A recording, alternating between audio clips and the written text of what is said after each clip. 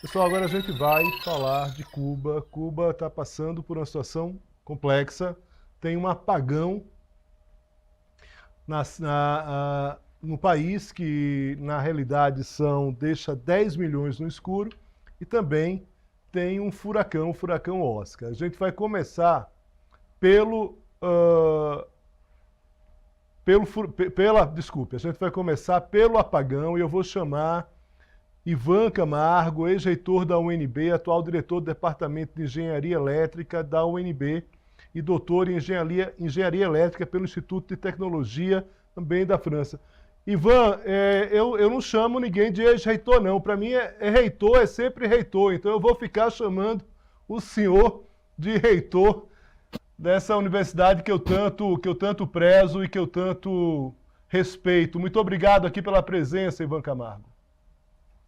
Eu que agradeço, viu? Prazer falar com você.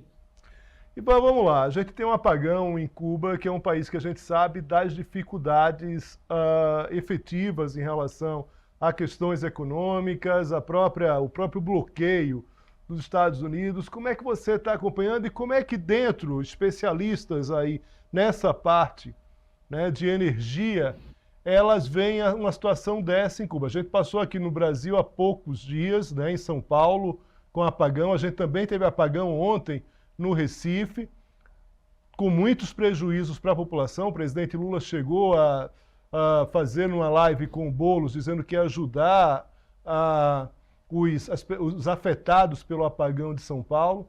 Mas isso em Cuba, eu imagino que ganha uma proporção inimaginável, não, professor? Você tem toda a razão. Energia elétrica hoje é imprescindível, né? Uma sociedade sem energia elétrica fica muito difícil de se viver. Passar uma hora sem energia elétrica é dificílimo, imagina 4, 5 dias. O drama é que manter um sistema elétrico funcionando exige muito trabalho. Não é fácil manter, porque você precisa o tempo todo estar equilibrando a quantidade de geração com a carga.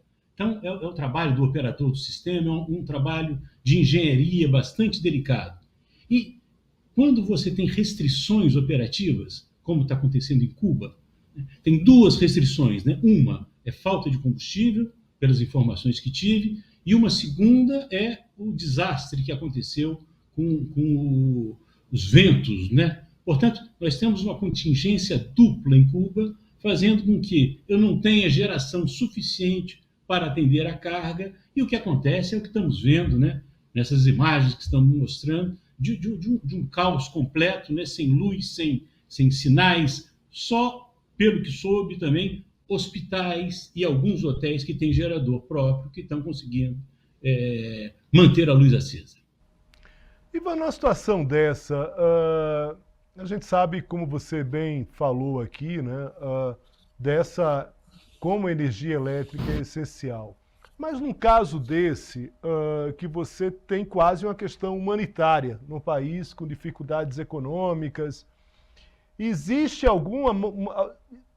historicamente, ou mesmo existe uma entidade ligada a algum organismo internacional que veja essa situação de maneira mais atenta e para uma possível ação mais efetiva? Como é que funciona isso quando a gente está falando de energia, de água, desses itens essenciais em relação à participação de ajudas comunitárias? A gente sabe que não é fácil isso, mas de qualquer forma, queria saber de você, historicamente, se já houve ali mutirões de países para ajudar determinados países nessa situação e se tem alguém que olhe a partir de um organismo internacional próprio essa questão.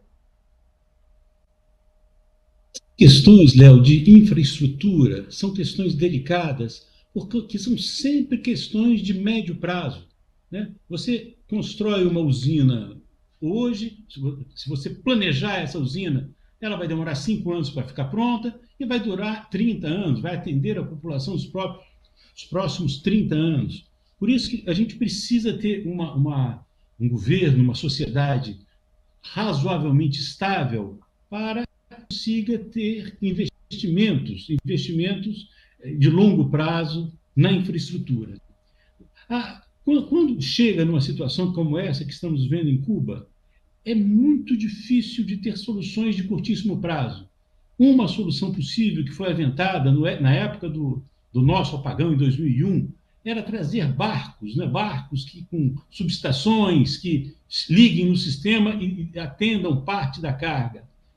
Pelo que eu li nos jornais, já fizeram isso em Cuba, né? Tem barcos turcos chegando lá para alimentar, mas não vai atender a totalidade da carga. Certo? O que a gente precisa entender é que infraestrutura, né, coisas como água, luz, esgoto e tal, eu preciso de um sistema econômico, né, um sistema político confortável que garanta garanta o longo prazo para que a população possa ser atendida de uma maneira razoável. Eu preciso sempre ir aumentando os investimentos, que tudo indica não está acontecendo há bastante tempo em Cuba. Em relação ao Brasil, Ivan, ainda falando sobre esse apagão de São Paulo, as próprias críticas em relação à atuação da agência fiscalizadora, da própria empresa. A gente, desde o governo Fernando Henrique Cardoso, teve aí essa privatização das empresas, mas a gente acaba como sociedade esperando que uma agência fiscalizadora, que é justamente essa ponte entre o Estado, entre a sociedade e as empresas, elas funcionem de maneira adequada. O governo começou muito crítico em relação à Enel, mas depois deu uma aliviada, tirou o pé ali do acelerador, né? A gente está em meio aí já a uma campanha final em São Paulo.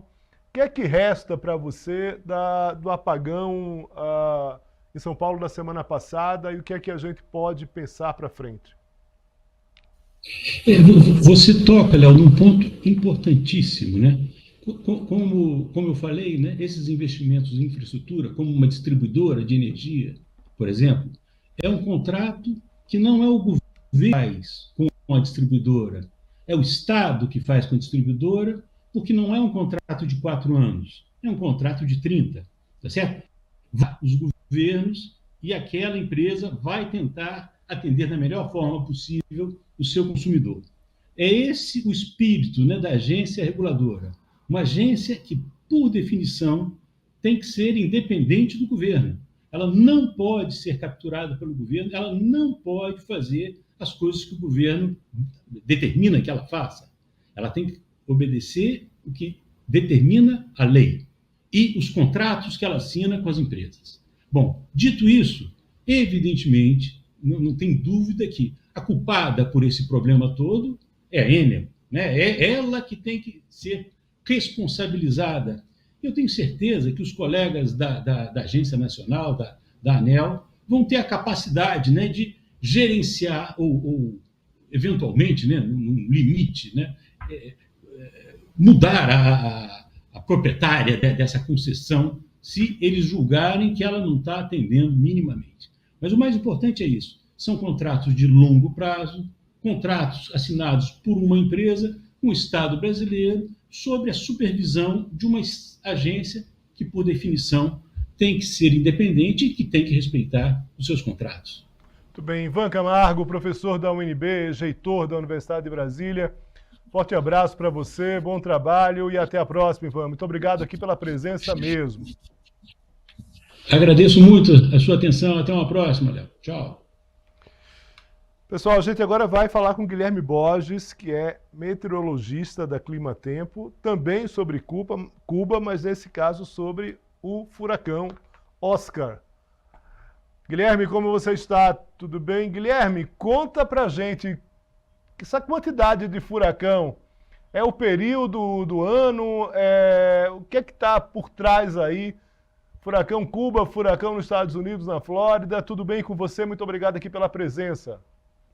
Boa tarde, um prazer estar aqui contigo. Exatamente, a gente tem esse período que os americanos chamam, né, de temporada de furacões lá deles, e isso está sendo bem característico nessa época do ano e está sendo muito potencializada, principalmente pelas temperaturas, principalmente ali do Golfo do México, estarem em torno de 2 a 3 graus acima do que é comum para essa época, que já são bem quentes, né? acima de 27 graus. Então, essa condição de temperaturas acima da normalidade favorece principalmente para a intensificação desses sistemas ali.